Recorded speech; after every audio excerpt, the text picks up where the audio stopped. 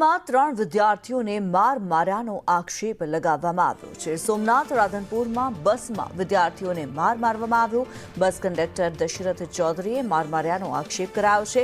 સાંતલપુરના ડાલડી ગામના વિદ્યાર્થીઓએ આક્ષેપ કર્યો।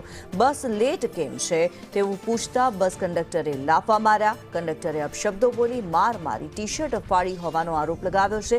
રાધનપુર પોલીસે વધુ તપાસ હાથ ધરી।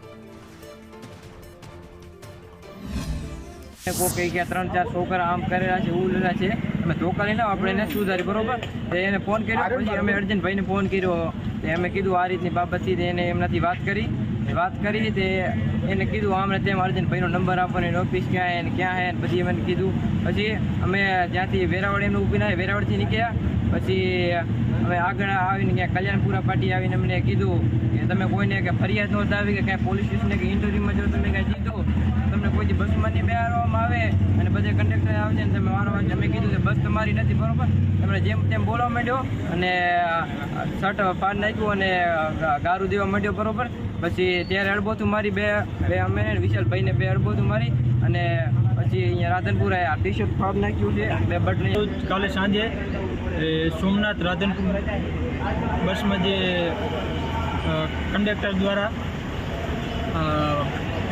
લાફા મારવામાં એને મેં પોલીસમાં ફરિયાદ નોંધી।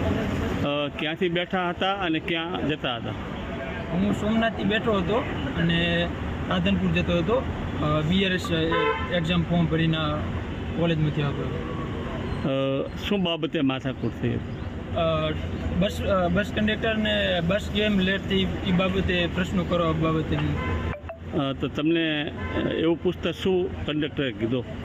કંડક્ટર કે ગમે એટલી લેટ થાય એ કે તમારે શું લેવા દેવા, તમારે તો આવવું હોય તો આવો નકા કે કાંઈ। 3 વિદ્યાર્થીઓ સીમાર તાલુકો વેરાવળ જિલ્લો ગીર સોમનાથથી આગળ BRSમાં અભ્યાસ કરે છે। ત્યાંથી વતનથી પહેલાં એક્ઝામ ફોર્મ અને સ્કોલરશીપના ફોર્મ સબમિટ કરવા માટે તે આગળ ગયેલા હતા। ત્યાંથી રાધનપુર સોમનાથ રિટર્ન બસ ગાડી નંબર JJ 18Z